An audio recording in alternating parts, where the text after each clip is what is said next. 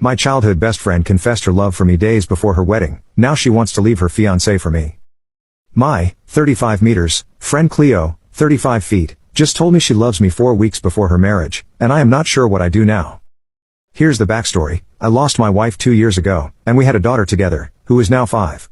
I have not dated in the last 2 years because I have major trauma from losing my wife. I still love her a lot and don't think I'm ready to move on. Instead of dating, I invested all my time in my daughter, who looks exactly like her mother, and the rest of the time I had was invested in my work. This managed to keep me relatively sane for the last 2 years. I have been friends with Cleo since we were in elementary school. We lived in the same neighborhood growing up and were best friends. She is an awesome person, and we were inseparable growing up. The weirdest part was we had completely different personalities. She was very outgoing and always had a lot of friends. I am a big introvert and Cleo along with a few friends was all I needed. Cleo was a serial dater and I don't remember her being single at all since middle school. Cleo and I never dated though. Cleo and I also went to the same college. She never had a stable boyfriend, but just jumped from one relationship to another. I, on the other hand, did not date seriously until I was in my junior year. When I met my wife, she was a freshman and we hit it off instantly. We fell for each other and spent all our time with each other. This strained my relationship with Cleo as I would generally hang out with my wife instead of her. That was the time Cleo and I slowly started drifting apart. After college, I moved to a different town for my job, and Cleo and I occasionally messaged each other, but nothing beyond that. Cleo attended my wedding and that was the last time I saw her. We kept in touch, but mostly by commenting on each other's pictures or keeping each other updated on significant life events. Cleo did reach out to me when my wife passed away and we talked on a phone call. Last year, Cleo and her fiancé, Zach, moved to my city. I was still grieving, and both have been amazing support for me and my daughter. My daughter loves dancing, and Cleo helped me enroll her in dancing and gymnastics classes and sometimes takes her to them. I also became good friends with her fiancé, who is indeed incredibly good. My daughter also loves Auntie Cleo and Cleo sometimes helps me babysit. Last week, Cleo came to my house and asked if we could talk. Her tone sounded serious. I really didn't know what she was going to say. She told me that over the last few months, she feels like she has started to develop feelings for me and is not sure anymore if she wants to go ahead with the wedding. She felt I also had started developing feelings for her. I told her that I am not ready for any relationship before I can deal with my mental health. She tried to convince me that she loved me, we are soulmates, and she felt that we were meant to be together. However, I do not have the same feelings for her. I love her as a friend, but nothing beyond that. We were both emotional, but she said she was glad we talked about this. She left after that. Cleo called me that night and told me not to talk about our conversation to anyone. I thought a lot about it and decided that I would not tell Zach. I feel it's their relationship, and I do not have the right to ruin their moment if Cleo decides to go ahead with the wedding. However, I feel guilty that her fiancé does not know anything about this and is going into a marriage where Cleo might not be fully ready for it. Has anyone else been in a situation like this? What would you do? The guilt was killing me for not telling Zach what Cleo had said to me. I finally called Cleo after a few days and asked her to meet me for lunch. I talked to her and asked her if she was going ahead with her wedding. She broke down and told me she was not sure. I told her that she should at least talk to Zach regarding her feelings and not be dishonest with him. I also assured her that I would not say anything to him, but I just wanted her to be happy. She said she understood and left. That night I put my daughter to sleep and was watching TV. I heard a loud knock on my door, and it was Zach. I opened the door, and he was in tears. He started yelling at me and asking me why I had to steal Cleo out of all the people. I tried to calm him down, but he just kept on shouting. I was trying to get him to sit down on the bench on our porch. I told him my daughter was sleeping upstairs, but he slowly was getting more and more physical. He punched me in the face, and I was able to push him off. I told him to get out of my house, and he sat in his truck and drove away. I immediately called Cleo, and she was crying and did not sound well on the phone. She told Zach that she could not marry him, because she had feelings for me. I was really scared for her, after the physical altercation with Zach, and told her to gather some clothes and get out of the house. She did that and came to my place. I just didn't feel she was safe with Zach. I consoled her for almost 2 hours and was able to get her to sleep. The next morning, we had to call her parents to let them know about what had happened. Cleo kept a brave face, but I could see how much she was hurting. Her parents asked her to take a few days off, and immediately come back home, and she did take a flight in the evening to go home. Over the next 2 weeks, the wedding was called off. Cleo and I were talking every day and she was just very exhausted. She talked to Zach a few times and kept on asking her to take more time to think. However, I think Cleo just wanted to get out of it and decided to just break it off with Zach. Currently, Cleo is staying with us for the last 2 weeks. She still has a job here and started going back to work last week. I have talked to Cleo in detail about what happened. Cleo told me that Zach and her were dating on and off for the last 4 years. Zach is not very career-oriented, and Cleo is very good at her job. She felt he was a nice and reliable person, but was unsure about him from the start. She felt that she was not getting any younger, and hence they decided to get married. When she heard about my wife passing away, she just felt really bad and wanted to be around me to comfort me. When she got her big promotion, which meant she could work in a corporate office, she immediately chose my city and moved here. Zach also moved here and got a new job. She never had any romantic feelings for me back then. As she started hanging out with my daughter and me, she started feeling the bond we shared when we were growing up. Except, I was the broken one and she was taking care of me. She said that she realized that she was enjoying her time with us, more than with Zach. She realized she made a mistake with Zach, and what she wanted was right in front of her. Hence, she slowly started thinking about me in that way and finally told me about it. She knew her relationship with Zach was over the moment she confessed to me. It's a crappy situation, but I am glad that she realized that before getting married rather than after. As for Zach, I feel bad for him. He is moving back to our hometown closer to his family. He is currently in their apartment and will move sometime next month. I know a lot of you would be curious if we were dating. We are not dating. I don't think I can date anyone right now and neither should Cleo. She is my friend, and I am happy that she is staying with us, and plans to be here until everything is sorted out. My daughter loves having Annie Cleo around too, so that's a bonus. Plus, it's really nice to see her slowly get back to normal. What I know is that we are friends for life, no question about that. I spent decades asking for my boyfriend to propose. He finally proposed and now I don't want him. Yesterday after dinner my 52 feet boyfriend, Jackson, of 30 years, 53 meters, proposed to me. He just walked towards me holding a box and said to open it. It was a ring and I had pictured this moment a million different times but never thought I'd be so apathetic. There was no flair about this proposal, like what was he thinking? My boyfriend then said that he was retired now and wants to kick back and enjoy life with me, and would love to do it all with me as his wife. A nice speech and all, but from the 5-year mark of our relationship onwards, I had been making clear my deep desire to marry, and was consistently dismissed, given empty promises, gaslit, like a stove. We had been through the gamut with therapy and one counselor implied that me telling him we needed to go to therapy and getting his butt on the couch still means nothing if his mind has been made up. I was in denial about the fact he was just giving me the false illusion of progress to stall. Jackson and I have 4 kids. The oldest 3 are adults, while the youngest is 15 feet. All of our kids went to a private school filled with typical Southern soccer parents. I had to endure PTA moms' jabs about me not sharing a last name with my kids. Preteen years were hell because the other kids would taunt my kids by saying your dad would rather sin and go to hell than marry your mom. Jackson's mom would tell him marriage would be selfish on my part, it is just a piece of paper. Jackson ended up rising up the ranks until he became an executive. I was a stay-at-home mom, so I felt like there was always a power imbalance, exasperated by the fact I could be executed and removed at any time. I partly did stay because I wanted my kids to have the best life and because I felt lucky and proud to be partnered with such an intelligent, successful man, but also because I loved him. These past few years my boyfriend's career has taken a downturn. He will never be poor, but the company he was part of took a nosedive during COVID, and he had made enemies out of associates and board members.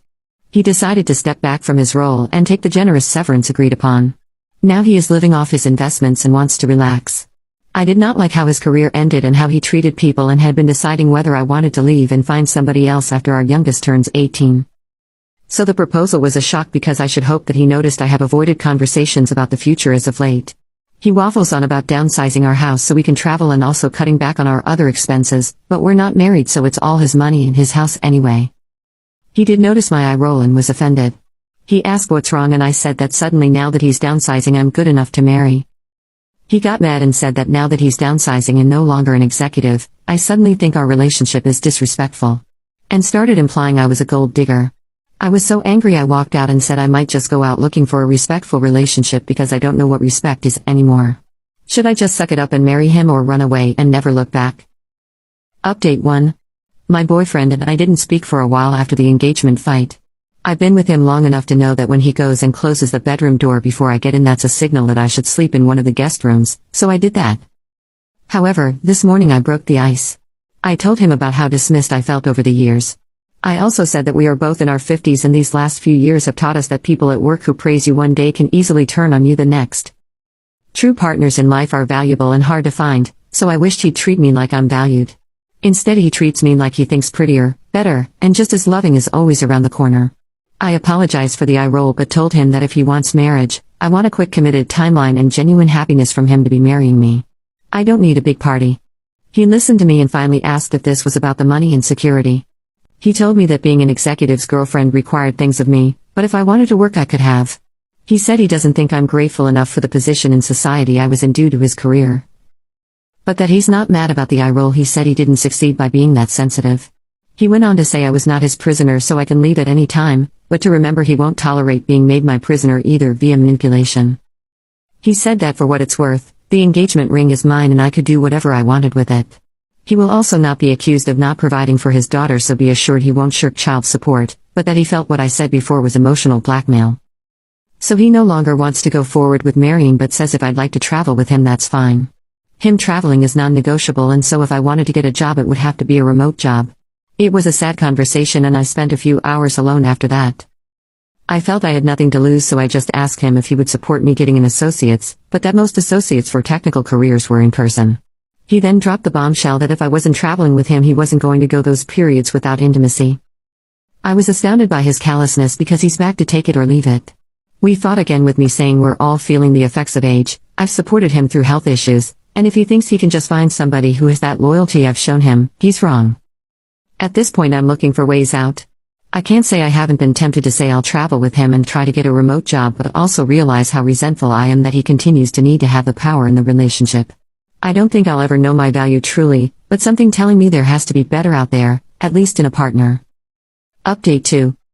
It's been over a month since the events that changed everything. I really wish this update could have been positive. I'm not doing well. But what remains is hope. Hope in the kindness of others, my grown kids, employers, courts, even my kid's dad. Hope in the value of love that I've given so freely to my kid's dad. Because I was raised to believe even those who don't appreciate the love I've given them will eventually self-actualize and pay it back. Here's what has happened since. Since Jackson accused me of trying to keep him an emotional prisoner, I tried to show him I valued his freedom.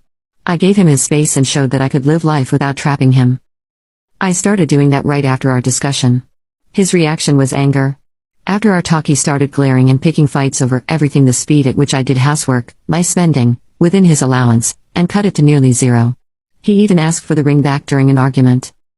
Just a few days after our conversation about the engagement he picked a fight and accused me of ignoring him. He said he wanted me out. I said no, I deserve to be here. He responded by having a lawyer send me a notice telling me to vacate that day.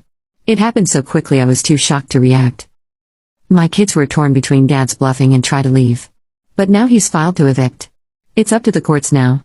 I tried looking for legal aid, but the person I talked to was cold and implied that my status as a mom and partner won't protect me from eviction.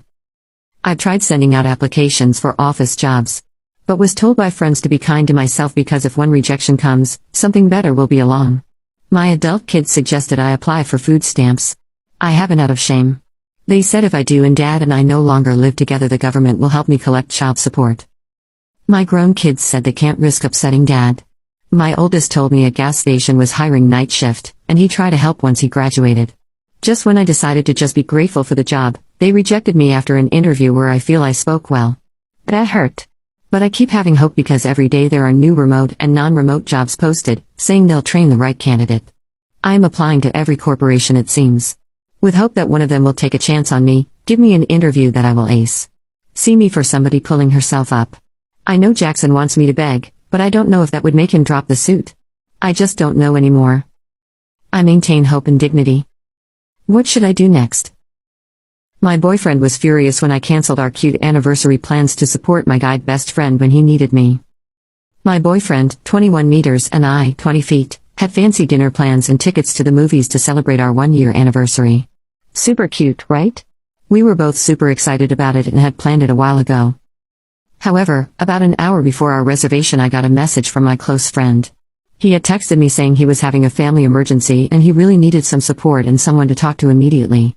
So he asked me to come over right now. I've been friends with this person for years and I've always been there to support him and cheer him up as he has a lot of family issues and trouble at home.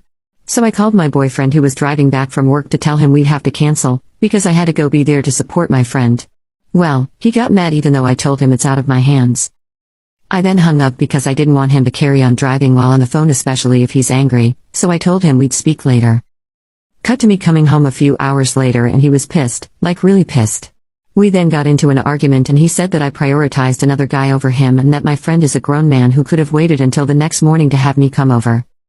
His rage grew when I couldn't tell him what the emergency was that ruined what was meant to be a special day, even though that's my friend's personal information and is not my business to share. I felt that was very insensitive of him to not understand why I had to go and be there for a good friend of mine, and yeah, we lost a bit of money for tickets, but we can just reschedule. But I can see why he's frustrated, as it's our first anniversary and we had planned this for months. I also got angry at him for being insensitive, which only heated the argument and made it worse. It's been a few days since the fight and he's still being frosty to me, waiting for me to apologize, and now I'm thinking about it, I'm not sure if I handled it right. What should I do now? Has anyone experienced anything similar? Relevant comments. Was this something that could have waited another day? No, my friend had a big argument with his dad, and without going into lots of detail, my friend struggles with alcohol problems, so I went over to help smooth things over and give him someone to talk to and distract him, as he was very upset. When my friend asks for emergency support, I don't ask questions, I just go. How could I have enjoyed my night knowing he was struggling? Update. It took me a while, but I realized I was in the wrong and I didn't prioritize correctly. I came off pretty defensive at first, but after thinking about what people said, I shouldn't have been. I apologized to my boyfriend and told him nothing like this would ever happen again. He's still pretty mad, but after a serious conversation about setting boundaries between me and this friend, he's willing to move past it. He did say if it happens again or I cross any boundaries with this friend, then he's gone, and won't be coming back, so it obviously did affect him more than I thought. I'm willing to respect this and try to consider his feelings more while still being there for my friend. We have rebooked our tickets and dinner for next weekend, and hopefully it can still be special. What I will say is the emergency message I got from my friend at the time didn't have much detail, so I didn't know how serious it was. Obviously when I got to his place, he was very upset, but it wasn't life and death, and in hindsight it could have waited until the next morning. I'm not trying to make any excuses. I care for my boyfriend very much and I'm happy we've got this resolved. Talking about my friend's alcoholism made me realize that I needed to give him the resources to help himself, which I will do if he's open to it. I've never had someone I care about deal with alcohol issues and was a bit naive to think I could help him without professionals. I spoke to my friend on the phone this morning, and even though he was very defensive, he agreed to meet with me to talk about the next steps for him in getting help. His dad is threatening to kick him out of the house, so I think that was a bit of a wake-up call for him. Also, I don't believe my friend had any malicious intent when he asked for my help and won't be cutting him off like some of you suggested. I think healthy boundaries to prevent any misunderstandings will do. Anyway, we're moving on from this now.